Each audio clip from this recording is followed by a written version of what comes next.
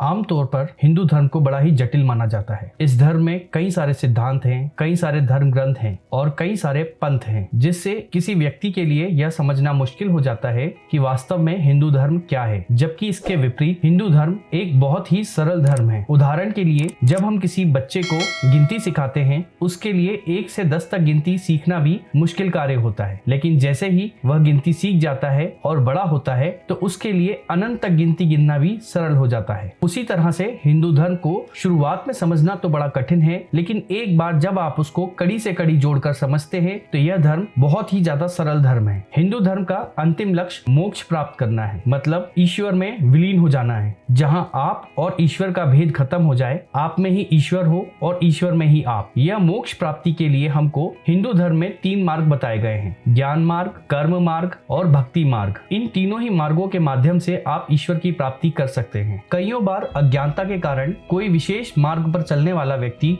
दूसरे मार्ग पर चलने वाले व्यक्ति को गलत समझ बैठता है, जबकि ऐसा नहीं है। तीनों ही मार्ग हमको ईश्वर की तरफ ले जाते हैं। यह तीनों ही मार्ग एक बराबर है, ना ही कोई मार्ग किसी से छोटा है और ना ही कोई मार्ग किसी से बड़ा है। तो जानते हैं कि इन 3 मार्गों में हमको क्या बताया गया है। सबसे पहले ज्ञान मार्ग। ज्ञान मार्ग का अर्थ होता है कि जो ईश्वर ने हमको बुद्धि दी है, हम उसी बुद्धि का उपयोग करके हम ईश्वर तत्व को जाने, हम संसार को जाने, यह किस तरह से कार्य करता है उसको जाने। ज्ञान मार्ग में हम वेदों का, उपनिषदों का, पुराणों का अध्ययन करते हैं, फिर अध्यापन करते हैं और उसके बाद उस ज्ञान को अपनी बुद्धि से संशोधन करते हैं। सरल शब्दों में कहें तो ज्ञान मार्ग का मतलब होता है कि हमको हमारे धार्मिक ग्रंथों का ज्ञान होना चाहिए। इसके साथ साथ हमें उस ज्ञान को सिर्फ रटना ही नहीं है, हमें उसको गहराइयों से समझना है और संभव हो तो उसका प्रचार प्रसार करना है। वहीं अगला मार्ग होता है कर्म मार्ग। इस मार्ग का महत्व भगवान कृष्ण ने गीता में अर्जुन को बहुत अच्छे से समझाया है। इस संसार में सभी जीव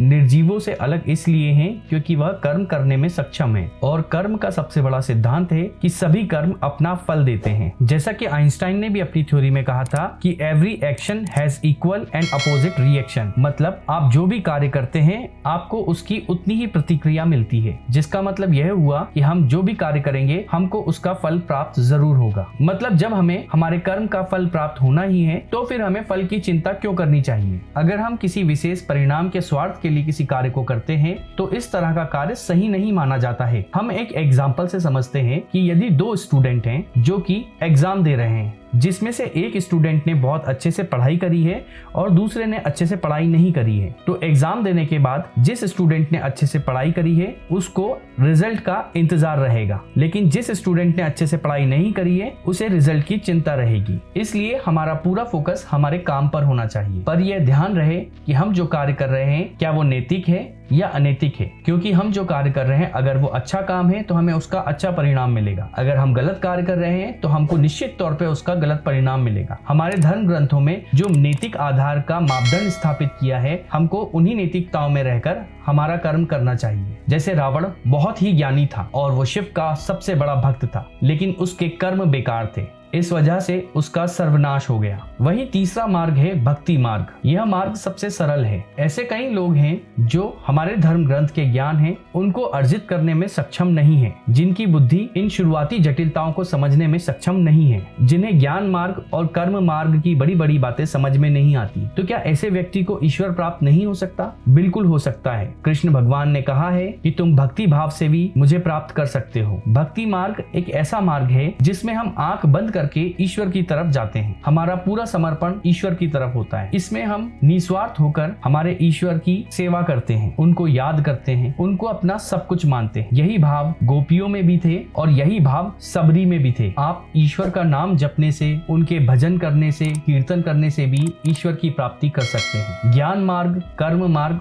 और भक्ति मार्ग, इन तीनों मार्गों से ही ईश्वर की प्राप्ति की जा सकती है। लेकिन आप विचार करिए, अगर कोई व्यक्ति इन तीनों मार्गों को अपनाता है तो उसके लिए ईश्वर की प्राप्ति कितनी सरल हो जाएगी। इन तीनों मार्गों के साथ में कुछ समस्याएं भी हैं, जैसे कि ज्ञान मार्ग में जब आपको बहुत ज्यादा ज्ञान हो जाता है तो आप में अहंकार आ जाता है। चूंकि यह ऐसा इसलिए होता है क्योंकि आपने ज्ञान प्राप्त तो कर लिया है लेकिन उसे आत्मसार नहीं करा है। ऐसी स्थिति में आपके अंदर अहंकार होना स्वाभाविक है। वहीं जब आप कर्म मार्ग में होते हैं तो आप सिर्फ अपना कर्म करते हैं। निश्चित तौर पे आपको इसका एक अच्छा फल मिलेगा, लेकिन धर्म के ज्ञान की कमी होने की वजह से आप में भटकाव आ सकता है। कई अलग अलग पंथ और धर्म के लोग जब आपसे आपके धर्म के लिए सवाल करेंगे तो आपके पास उनके लिए उत्तर नहीं होगा। यही एक सबसे बड़ा कारण है आज के समय में धर्म परिवर्तन का। वहीं जब आप भक्ति मार्ग को अपनाते हैं तो आप पूरी तरह से ईश्वर की भक्ति में रम जाते हैं। आपका मन एक छोटे से बच्चे की तरह होता है, आप में भोलापन होता है। इस वजह से आपको ज्ञात नहीं होता है कि राजनीति क्या है, किस तरह की राजनीति आपके विरुद्ध चल रही है। ऐसी स्थिति में जब परिस्थितियां आपके अनुकूल नहीं होती हैं, तो आपके लिए भक्ति करना भी संभव नहीं हो पाता है। हमने हमारे इतिहास में ऐसा होते देखा है, जहां हिंदुओं के मंदिर टूटे हैं, उन्हें अपने आराध्य की उपासना नहीं करने दी जाती थी। और सिर्फ यही नहीं, अगर हम तीर्थ स्थान आदि पर जाना चाहें तो उसके लिए भी हमें अलग से कर देना पड़ता था। बताइए, भक्ति के लिए भी आपको कर देना पड़ेगा। ऐसी स्थिति में हमें जहां तक संभव हो सके इन तीनों मार्गों को एक संतुलन के साथ में